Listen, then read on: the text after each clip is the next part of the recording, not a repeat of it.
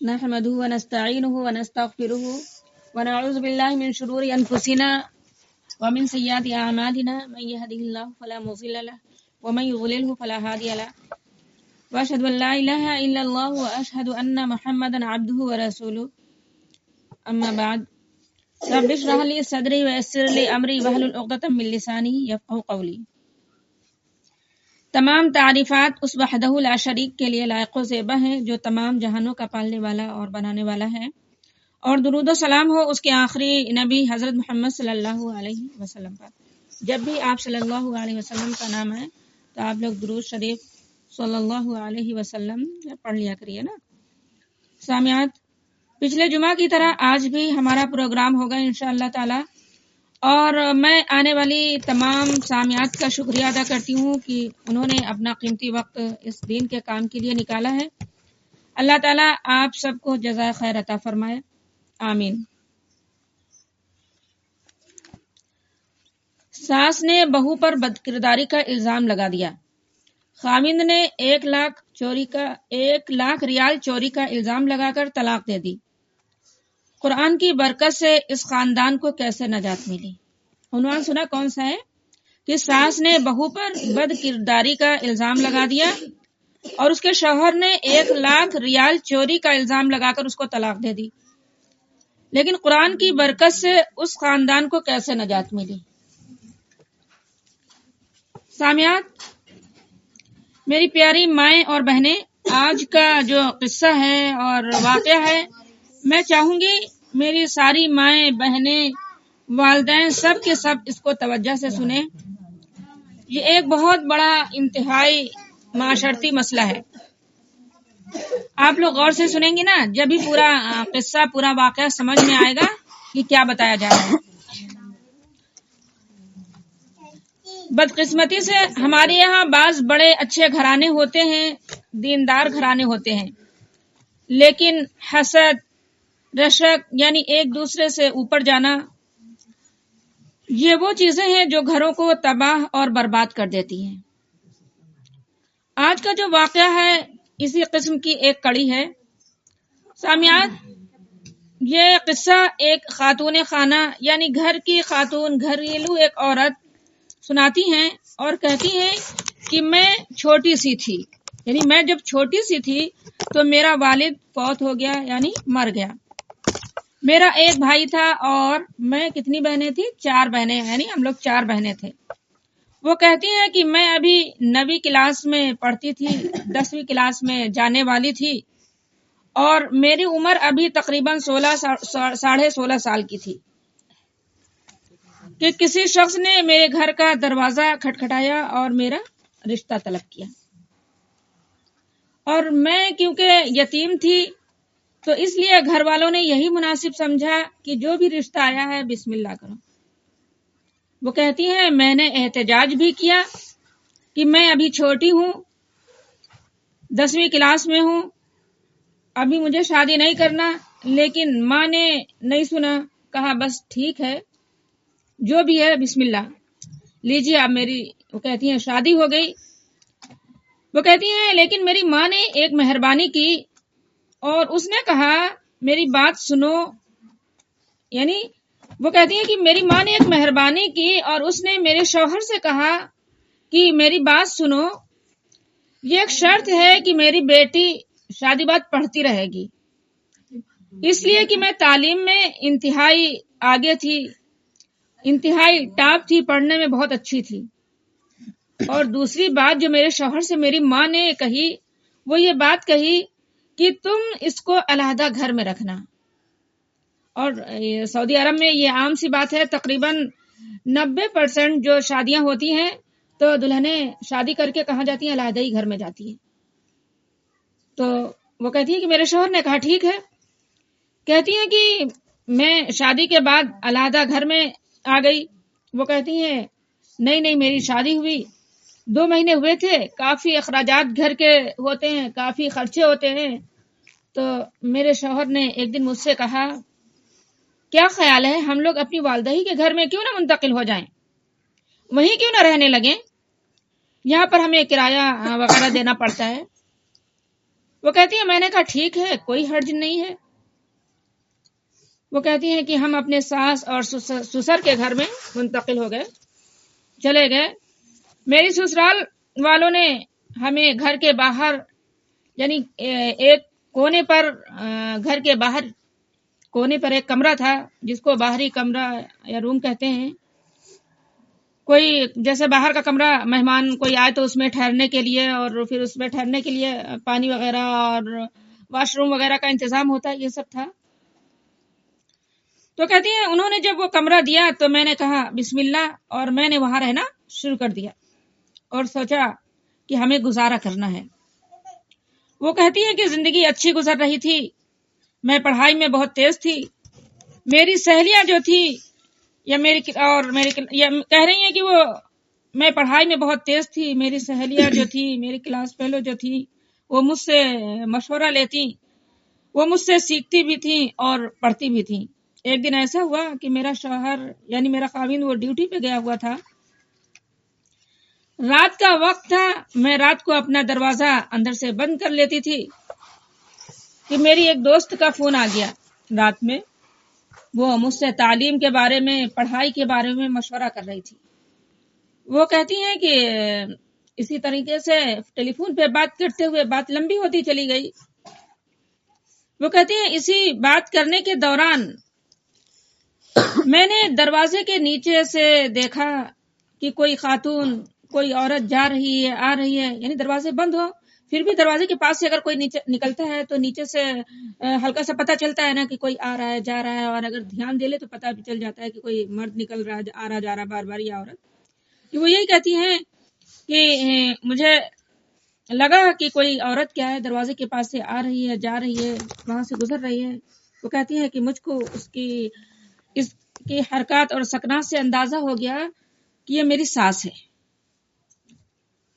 وہ کہتی ہے ٹیلی فون کال لمبی تھی، خیر میں نے اپنی سہیلی کے ساتھ جو اس کو دینا تھا لینا تھا یا جو اس کو سمجھنا تھا اور سمجھانا تھا یہ بات ہوتی رہی، پھر اس کے بعد میں سو گئی. وہ کہتی ہیں کہ اگلے دن میری جو ساس ہیں اس کو نہ جانے کیا ہوا، اس نے میرے سسر کے ساتھ اور جو میرے دیور تھے ان کے ساتھ کہ یہ خاتون کیا ہے خائنہ ہے، یہ خاتون ایسی ہے، اس نے میرے اوپر الزامات لگانے شروع کر دیے، یعنی میرے دیور سے اور میرے سسر سے میری برائی کرنے لگی. وہ کہتی ہے میرا خاوند کیونکہ ڈیوٹی پہ تھا، وہ میری ساس اس سے کہتی کہ معلوم نہیں یہ کس کے ساتھ ٹیلی فون پر لمبی لمبی باتیں کرتی ہے. پھر میرے ساس نے کیا میرے شوہر کو بتایا کہ معلوم نہیں ہے ٹیلی فون پہ اتنی لمبی لمبی کس سے باتیں کرتی ہے. سامیات وہ کہتی ہیں کہ اسی طرح سے گھر کے حالات ہی بالکل بدل گئے. گھر والوں نے مجھ کو شک کی نگاہ سے دیکھنا شروع کر دیا اور پھر مجھے یہاں پہ رہنا جو ہے وہ مشکل ہو گیا اور وہ ہمارا وہاں پہ رہنا کیا ہے تنگ ہونا شروع ہو گیا. وہ کہتی ہیں کہ میرا شوہر ایک دن مجھ سے کہنے لگا کیا خیال ہے رہنے کے لیے ایک ہم علیحدہ گھر دوسرا نہ لے لیں. میں نے کہا بسم اللہ جیسا آپ چاہیں، میں تو اللہ کے بعد آپ کی رضا چاہتی ہوں، آپ جو کریں گے اس پہ میں راضی ہوں. اس نے کہا بسم اللہ. وہ کہتی ہیں ہم اپنے لیے ایک نئے گھر میں منتقل ہو گئے. وہ کیا کہتی ہیں کہ ہم اپنے ایک نئے گھر میں دوسرے گھر میں جو میرے شوہر نے خریدا اس میں منتقل ہو گئے. اور ایک دن میرا شوہر مجھ سے کہنے لگا کیا خیال ہے ہم ایک گارڈن میں نہ چلیں، ایک باغیچے میں نہ چلیں سیر و تفریح کے لیے. میں نے کہا کیوں نہیں، چلیے ہم چلتے ہیں. اسی طرح ہم دونوں ایک گارڈن میں بیٹھے تھے کہ میرے شوہر نے کہا اچھا تم یہ بتاؤ کہ تم فلاں فلاں دن ٹیلی فون پہ کس سے باتیں کر رہی تھی. میں نے اس سے کہا وہ میری فلاں دوست ہے، اس نے مجھ سے کچھ سوالات تعلیم کے حوالے سے پوچھے اور ہم اس کے ساتھ کچھ تعلیم کے متعلق باتیں کر رہے تھے. وہ کہتی ہے کہ مجھے تھوڑا سا شک ہوا اور میں نے اپنے شوہر سے کہا میری وہ فلاں سہیلی ہے، یہ اس کا ٹیلی فون نمبر ہے، اگر چاہو تو تم اس سے تفتیش کر سکتے ہو، پوچھ سکتے ہو کہ میں اس سے باتیں کر رہی تھی. اس نے کہا نہیں بس مطلب ایسے ہی تم سے میں نے کہہ دیا ہے. اور کہنے لگا اس کا شوہر کہ بس ایسے ہی کچھ میری والدہ کو تم پہ شک ہوا، اس کی میں معذرت چاہتا ہوں. وہ کہتی ہے اسی دوران اللہ تعالیٰ نے مجھ کو ماں بنا دیا اور میرے یہاں ایک بیٹی پیدا ہوئی. وقت گزرتا چلا گیا. اسی دوران میرا خاوند جب بھی اپنی ماں کے پاس جاتا وہ اس سے کہتی یہ خائنہ عورت ہے، اس نے خیانت کیا ہے، یہ غلط عورت ہے، یہ عورت اچھی نہیں ہے، اخلاق کی اچھی نہیں ہے، فلاں اس کے اندر خامی ہے، خرابی ہے، فلاں اس کے اندر برائی ہے. میں کہتی ہے میں کیونکہ یتیم تھی اور میرا صرف ایک بھائی تھا اور اس کی مالی حالت بھی اچھی نہیں تھی، اور میری ساس جو تھی وہ میرے شوہر کو کہتی کہ ایسا کرو کہ تم اس کو طلاق دے دو، میں تمہاری دوسری شادی کر دوں گی. اس کی جو ماں تھی میری خامن کی، یعنی اس کی ماشاءاللہ بلڈنگیں تھی مکہ مکرمہ کے اندر، وہ ایک امیر عورت تھی. وہ اس کو بار بار مجبور کرتی کہ تم دوسری شادی کیوں نہیں کرتے، میں تمہاری دوسری شادی کروں گی، میں تمہیں دوسری شادی کر کے میں تمہیں سب کچھ دوں گی. معلوم نہیں، پتہ نہیں اس کو میرے ساتھ اتنا حسد کیوں تھا. وقت گزرتا چلا گیا. اللہ تعالیٰ نے مجھے اولاد دی، ایک بیٹا، 2 بیٹا، پھر میرے یہاں اسی طریقے سے 4 بچے ہو گئے. وہ کہتی ہے کہ اللہ تعالیٰ نے میرے اوپر رزق کے دروازے کھول دیے. ہم نے اس دوران میں گھر خریدا اور اس کے بعد الحمدللہ ہم نے ایک گاڑی نہیں، ہمارے پاس 3 گاڑیاں ہو گئی. وہ کہتی ہے میں تعلیم کے اندر کیونکہ بہت اچھی تھی، میں نے میٹرک بہت اچھے نمبروں سے پاس کیا تھا، یونیورسٹی میں نے داخلہ لیا، اور میرے خاوند کی یہ حالت کہ خاوند میرا یعنی شوہر میرا پورا ساتھ دے رہا تھا. یونیورسٹی کے اندر جس دن میرا داخلہ ہونا تھا وہ صبح سے شام تک میرے ساتھ بیٹھا رہا. جس وقت میرا داخلہ ہوا یونیورسٹی کے اندر بڑا ہی میرا شوہر خوش ہوا، بڑی خوشی منائی، کیک لے کر آیا. ہماری زندگی بڑی اچھی گزر رہی تھی کہ اچانک ایسا ہوا کہ میرا خاوند اچانک میرے خاوند کے دماغ کے اندر کیا ہے، اچانک درد ہونا شروع ہو گیا اور آہستہ آہستہ دماغ کے اندر ورم آ گیا. وہ کہتی ہے کہ میرا شوہر جو بڑا قوی تھا، طاقتور تھا، وہ آہستہ آہستہ کمزور ہوتا چلا گیا، ڈاؤن پڑ گیا. میرے بچے بیمار، اور میری حالت یہ تھی کہ میں کبھی ایک بچے کو ہاسپٹل لے کر جا رہی ہوں، کبھی ایک بچے کو، کبھی دوسرے کو، کبھی تیسرے بچے کو. ان کو میں کمبل کے اندر لپیٹتی، ان کو میں لے کر جاتی. ڈاکٹر کہتے اس کا کوئی علاج ہی نہیں ہے. وہ کہتے کچھ سمجھ میں ہی نہیں آتا کہ ان بچوں کو کیا ہوا ہے. ادھر میرے شوہر کی حالت یہ کہ دن بدن کمزور ہوتا چلا گیا. اس دوران اس کے بھائیوں نے اس کے اوپر یہ ظلم کیا کہ دھوکہ سے اس کی جتنی جائیداد تھی، جتنی پراپرٹی تھی، وہ سب کے سب اپنے نام کرا دی. صرف ہمارے پاس کیا رہ گئی؟ گاڑیاں رہ گئی. وہ کہتی ہے کہ ایک دن ایسا ہوا کہ میرا شوہر اس نے مجھ کو ٹیلی فون کیا، اس نے کہا فلانا. میں نے کہا ہاں.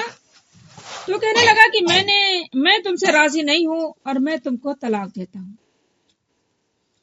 میں نے اس سے کہا خدا کے بندے، مجھ کو طلاق اس حالت میں دے رہے ہو کہ تم خود بیمار ہو، تمہارے 4 بچے بیمار ہیں، گھر ہمارا چلا گیا ہے، تم کیوں مجھے طلاق دے رہے ہو؟ میرا کیا قصور ہے؟ اس نے کہا نہیں، میں تم کو طلاق دیتا ہوں. وہ کہتی ہے میری حالت یہ کہ بجائے رونے کے ہنس پڑی، ہنسی آ گئی مجھے. وہ کہتی ہے ادھر مجھ کو طلاق ملی، ادھر میرے پاس ایک فون آ گیا. یہ کون تھا فون؟ یہ ایک وکیل تھا. اس نے کہا تمہارے دیوروں نے، تمہارے شوہر نے مقدمہ درج کرایا ہے عدالت کے اندر. تم نے اپنے خاوند کا 1 ملین ریال چوری کیا ہے، تیار ہو جاؤ عدالت میں جانے کے لیے. وہ کہتی ہے کہ مصیبت کے اوپر مصیبت. وہ کہتی ہے کہ میں نے فیصلہ کیا میں اپنے گھر کے اندر سے نکلوں گی ہی نہیں، میں اپنے گھر کے اندر ہی رہوں گی، مجھے کہیں نہیں جانا. اور پھر اس دوران میں یہ ہوا کہ میری ساس جو ہے وہ مر گئی، یعنی اسی دوران ان کی ساس مر گئی.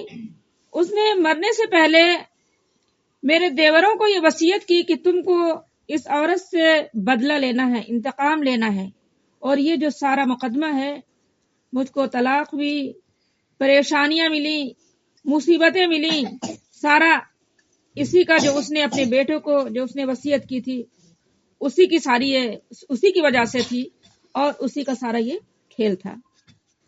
سامعات، وہ کہتی ہے کہ میری حالت یہ ہے کہ میں نے پھر قرآن مجید کو کھول لیا، میں نے پھر روز سورہ بقرہ، سورہ آل عمران اور یہ جو آیت ہے کثرت قرآن پاک پڑھتے پڑھتے میرے سامنے یہ آیت آ گئی، وَيَمْكُرُونَ وَيَمْكُرُ اللَّهُ وَاللَّهُ خَيْرُ الْمَاكِرِينَ۔ وہ کہتی ہے کہ آج جس وقت میرے سامنے آئی، ایسا محسوس ہوا کہ گویا میرے سامنے سارے مسائل کا حل اسی کے اندر ہے، اور کثرت دعا میں کرتی رہی، اور میں کیا کر سکتی تھی۔ میرے بھائی کو پتا چلا، وہ آ گیا مجھے لینے کے لیے کہ چلو میرے ساتھ گھر چلو۔ میں نے کہا کہ میں کیسے تمہارے ساتھ چلوں، میرے بچے بیمار ہیں، ایک لے کے جاتی ہوں، دوسرے کو لے کر آتی ہوں، اور دوسرے کو لے کر جاتی ہوں، تیسرے کو لے کر جاتی ہوں، کیسے تمہارے ساتھ چلوں؟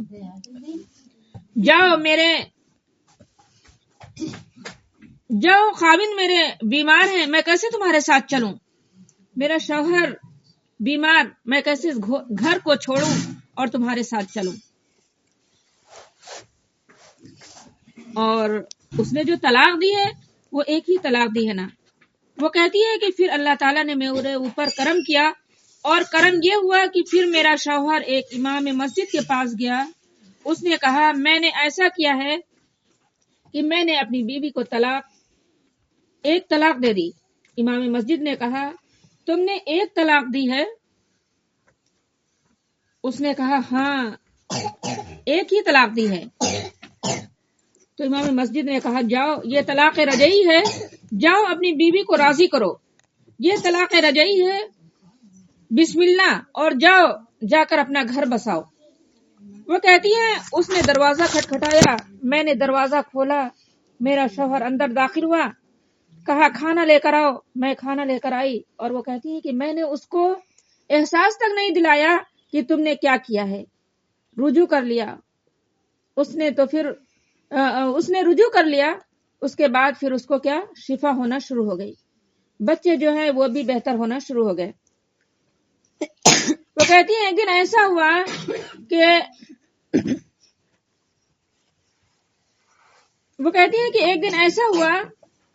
کہ میں نے اپنے شوہر کا ٹیلی فون چیک کرنا شروع کیا، اس کو میں نے واچ کرنا شروع کیا، اس میں نے ایک میسج دیکھا جس کے اندر اس کا ایک بھائی، وہ پورا جو اس نے پلانے کی تھی میرے خلاف کہ یہ خائنہ ہے، اس کو ہم جیل میں ڈالیں گے، اس کے اوپر ہم مقدمہ کریں گے 1 ملین ریال کا، یہ سب کیا ہے مجھے موبائل میں مل گیا۔ سامعات، وہ کہتی ہیں مجھ کو سب سمجھ میں آ گیا اور میں نے اس کو سیو کر لیا۔ اس دوران عدالت کی طرف سے مجھ کو کال آ گئی، تم پیش ہو، تم نے 1 ملین ریال چوری کی ہے۔ وہ کہتی ہیں میں نے اپنے شوہر سے بات کی، الحمدللہ اس نے کہا مجھ کو سمجھ ہے، میں سب کچھ جانتا ہوں۔ یعنی اپنے شوہر سے اس نے بات کی کہ دیکھیے کس طرح سے یہ بات گڑھی گئی ہے، اور یہ پلاننگ کے تحت ایسا ہوا ہے، میں نے ایسا کچھ نہیں کہا، میں نے ایسا کچھ نہیں کیا ہے۔ تو ان کے شوہر نے کہا کہ میں سمجھ رہا ہوں، میں سمجھتا ہوں کہ واقعی تم حق پہ ہو، غلطی تمہاری نہیں ہے، غلطی میری ماں کی اور میرے بھائیوں کی ہے۔ وہ کہتی ہے کہ پھر میں عدالت میں پیش ہوئی، میں نے قاضی کو، جج کو، جو پورا مکالمہ تھا، پوری گفتگو تھی، میں نے عدالت میں دکھا دیا، اس کو سنا دی۔ قاضی جو ہے وہ انتہائی غصے میں آ گیا، قاضی نے اس کو جیل میں ڈال دیا۔ پھر یہ ہوا کہ میرے اوپر سفارتیں اور ٹیلی فون پہ ٹیلی فون۔ میں نے کہا سوال ہی پیدا نہیں ہوتا، تم نے ہم لوگوں پہ ظلم کیا ہے، کیا طے کر لیا ہے میرے لیے، میرا گھر برباد کرنے کے لیے، میرا گھر برباد کرنے کی تم لوگوں نے کوشش کی ہے، اور کہتی ہیں کہ الحمدللہ اللہ تعالیٰ نے میرے اوپر یہ کرم کیا کہ میں ماہر قسم کی طباخہ تھی، لذیذ اور قسم قسم کے پکوان پکا لیتی تھی، بہت اچھی کوکنگ کرتی تھی۔ میں نے اپنا بزنس کرنا شروع کر دیا، کھانا پکانا شروع کر دیا۔ اللہ تعالیٰ نے میرے اوپر رزق کے دروازے کھول دیے۔ بہنوں، میں صرف یہ کہوں گی بہنوں سے اور اپنی بچیوں سے کہ جو اس کی ٹیلی فون کال تھی، اس کو جب پتہ ہو گیا تھا کہ وہ خاتون نیچے سے گزر رہی ہے تو اس کو چاہیے تھا کہ اس وقت دروازہ کھول کے کہتی کہ خالہ میری دوست ہے، سہیلی ہے، میں اس کے ساتھ گفتگو کر رہی ہوں۔ تو شک و شبہات کے اندر کسی کو کہنا یہ ہے کہ شک و شبہات کے اندر کسی کو نہ ڈالے، اور پھر اگر یہ وہ بتا دیتی کہ خالہ جو یہ میں اتنی لمبی بات کر رہی ہوں یہ میری سہیلی کا ہے اور میری دوست کا ہے، میں تعلیم کے متعلق بات کر رہی ہوں، تو اس کی ساس کو بھی یہ شک نہ ہوتا کہ معلوم نہیں کس سے بات کر رہی ہے، اور شاید یہ جو الزام لگا یہ اس کے اوپر نہ لگتا۔ اور ایک بات یہ کہیں گے، جیسا کہ کئی ہفتوں سے قرآن کے بارے میں بتاتے ہوئے چلے آئے ہیں کہ قرآن کو زیادہ سے زیادہ پڑھیں اور اس کو سمجھ کر پڑھیں، سمجھ کر پڑھنے کی کوشش کریں، کہ قرآن پاک کو پکڑیں، قرآن پاک کو۔ میری بہنیں، سورہ بقرہ، سورہ آل عمران، اگر آپ لوگوں کو کوئی مشکل، اگر آپ لوگوں کو کوئی مصیبت درپیش ہوتی ہے تو سورہ بقرہ، سورہ آل عمران کی تلاوت کریں اور ہر روز کریں، اور اس وقت تک اس کو نہ چھوڑیں جب تک آپ کو اس کا حل نہ مل جائے۔ ایک بات اور ہے، وہ یہ ہے کہ کثرت کے ساتھ درود شریف اور آیت الکرسی یہ آپ کے لیے بہت سارے مسائل کا حل ہے۔ تو اللہ تعالیٰ سے دعا ہے کہ اللہ تعالیٰ ہم سب کی غلط الزامات سے حفاظت فرمائیں اور زیادہ سے زیادہ اور کثرت سے قرآن پاک کی تلاوت کرنے والا بنائیں۔ آمین ثم آمین، وآخر دعوانا ان الحمدللہ رب العالمین۔ السلام علیکم ورحمۃ اللہ وبرکاتہ۔ ہلو، السلام علیکم۔